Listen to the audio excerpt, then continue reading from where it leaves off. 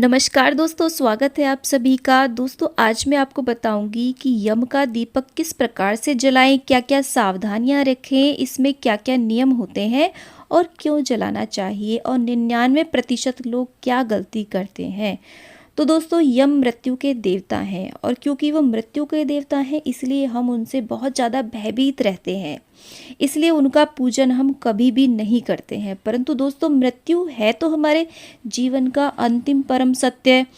तो घर में अकाल मृत्यु को, किसी अनिष्ट को टालने के लिए हमें यम देवता का पूजन करना चाहिए, उनसे प्रार्थना करनी चाहिए। कार्तिक माह में दीपदान का विशेष महत्व माना जाता है, इसलिए इस समय हमें यम का दीपक भी अवश्य रूप से जलाना चाहिए। तो दोस्तों कुछ लोग तो इसे धनतेरस में जलाते हैं, कुछ लोग नरक चतुर्दशी में जलाते हैं, परंतु मैं आपसे ये कहना चाहूँगी कि हमें ये दीपावली के 5 दिन जलाना चाहिए। तो अब मैं आपको विधि बता देती हूँ। तो ये देखिए, एक इस प्रकार का आप दीपक ले लें। चौमुखा दीपक आता है मिट्टी का, किसी भी तरीके का ले लें। और इस तरीके का सिंपल दिया भी आप ले सकते हैं, लेकिन इसमें धातु का दिया नहीं लिया जाता है।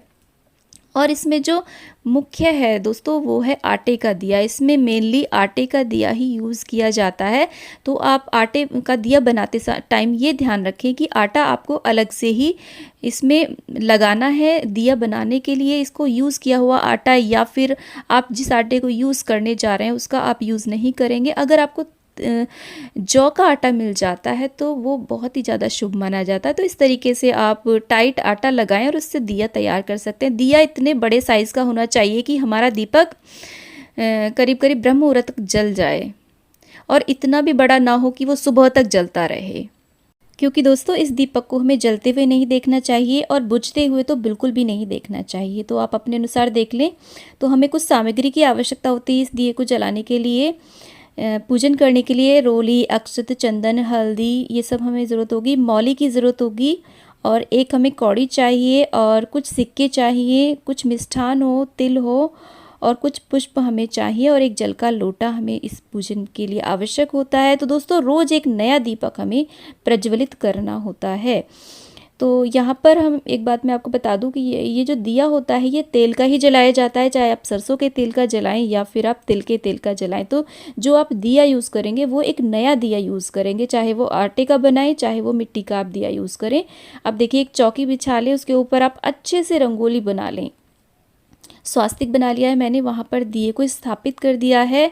तो दोस्तों आप ये चौकी ऐसी जगह पर लगाएं जहाँ पर परिवार के सभी सदस्य परिक्रमा कर सकें। उसके अंदर मैंने एक कौड़ी रख दी है। अगर आपको कौड़ी नहीं मिल पाती है तो आप यहाँ पर एक सिक्का भी डाल सकते हैं।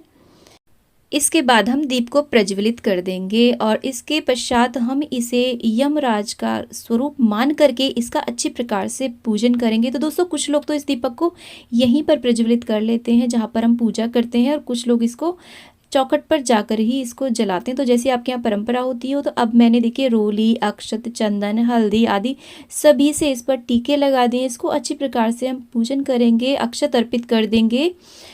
उसके बाद में देखिए हम मौली अर्पित कर देंगे, कलावा जो हमने लिया है वस्त्र रूपी कलावा अर्पित कर देंगे। तो और मिष्ठान का भोग लगा देंगे। यहाँ पर आप तिल की कोई भी मिठाई ले सकते हैं, तिल बहुत शुभ माने जाते हैं इस पूजन में, तो तिल का आप ज़रूर इस्तेमाल करें। पुष्प अर्पित कर देंगे। तो दोस्तों हमें ये दीपक कब जलाना है? जब परिवार के सदस्य सोने जा रहे हो, खाना वगैरह सबने खा लिया हो, तभी हमें इस दीपक को जलाना चाहिए। और इस दीपक को जलाने के बाद में घर का कोई भी सदस्य बाहर ना जाए। अभी देखिए जो जो सिक्के लिए हैं, परिवार का एक एक सदस्य प्रदक्षिणा करता हुआ एक एक सिक्का डालता हुआ जाएगा। इसके बाद हम धूप दिखा देंगे और प्रार्थना करेंगे हम यमदेव से कि हे यम देवता, हम दरवाजे पर ही आपका स्वागत करते हैं और आप यहीं से हमारी पूजा स्वीकार करें और आप अंदर प्रवेश ना करें, और आप अपनी सेवा भोग दीप यहीं से स्वीकार करें और अपने यथा स्थान को प्रस्थान करें और हमारे घर परिवार को आशीर्वाद प्रदान करें। इसके पश्चात में हम जल का छींटा दे देंगे। तो चारों दिशाओं का साक्षी है ये दीपक की, चारों दिशाओं से हमारे घर में किसी भी प्रकार की कोई भी अशुभता ना आए, कोई भी अनिष्ट की कोई भी खबर ना आए। तो इसीलिए 4 बत्ती का ये दीपक बनाया जाता है। अब दोस्तों यदि आप पाँचों दिन ये दीपक जला रहे हैं तो आपको यही प्रक्रिया रोज अपनानी है। रोज नया दीपक लेना है, रोज परिवार के सदस्य परिक्रमा करेंगे। कौड़ी आप वही यूज़ कर सकते हैं। इस दीपक को दोस्तों दिवाली के और दियों के साथ नहीं जलाया जाता है। इसे सबसे लास्ट में जब आप सोने जा रहे हो आपके परिवार के सदस्य तभी जलाया जाता है। अब आप एक प्लेट के अंदर थोड़े चावल ले लें और उसके अंदर आप मूंग या फिर उड़द डाल लें। साबुत उड़द या साबुत मूंग डालें। इसके ऊपर दीपक को आप रख लें। अब हम मेन गेट के बाहर आ जाएंगे। उसकी दाहिनी तरफ हम इस तरीके से चौक बना लेंगे, उसके ऊपर हम इस दीपक को रख देंगे। दोस्तों ये जो दीपक जलाने का कार्य है यदि घर की कोई बुजुर्ग महिला करती है तो बहुत ही ज़्यादा अच्छा माना जाता है। जो भी सबसे बड़ा हो घर का वही इस कार्य को करे। तो दोस्तों इस दीपक को हमें जलते हुए भी नहीं देखना है और ना ही बुझते हुए देखना है। तो आप इस दीपक को जलते हुए ना देखें, बस इसे रख करके आप अपने इसको पीछे मुड़ के भी ना देखें और अंदर आ जाएं। और अंदर आने के बाद में आपको हाथ मुंह अवश्य धोने चाहिए। उसके पश्चात ही आपको घर का कोई और कार्य करना चाहिए। तो दोस्तों कुछ लोगों का प्रश्न आया था कि हम फ्लैट में रहते हैं तो हम दीपक कहाँ जलाएं। तो आप अपना दीपक अपने बिल्डिंग के बाहर नहीं आपको जलाना है। आप जहाँ रहते हैं अपने फ्लैट के दरवाजे के बाहर ही आपको ये दीपक जलाना चाहिए। दोस्तों जो लोग मकान में किराए पे रहते हैं, किसी रूम को लेकर के रहते हैं, तो वो इस दिए को मकान के बाहर ही जलाएंगे, अपने रूम के बाहर नहीं जलाएंगे। क्योंकि उस मकान के अंदर और भी परिवार रहते हैं। तो आप इस दिए को उस मकान के मेन गेट के बाहर ही आप इस दीपक को जलाएंगे। दोस्तों अगले दिन हमें दाल चावल और सिक्के रख करके किसी को दान में देने होते हैं। तो ज़्यादा से ज़्यादा दाल चावल रखें ताकि 5 दिन में करीब करीब 2.25 किलो दाल चावल हो जाए और किसी परिवार का 1-2 दिन का भरण पोषण हो सके। तो इसका विशेष पुण्य लाभ होता है। कौड़ी को आप नेक्स्ट दिया जलाने के लिए रख लें क्योंकि 5 दिन हमें दिया जलाना होता है। और अगर आटे का दिया है तो इस तरीके से आप उसे मैश करके किसी भी पशु पक्षी को खिला दें।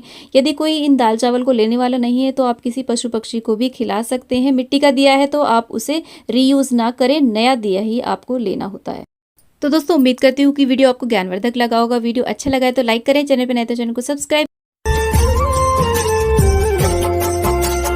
कमल सी कोमल श्री लक्ष्मी, कमल आसनी माँ, दया कृपा की खान है तेरी अथाह महिमा। श्रद्धा से जो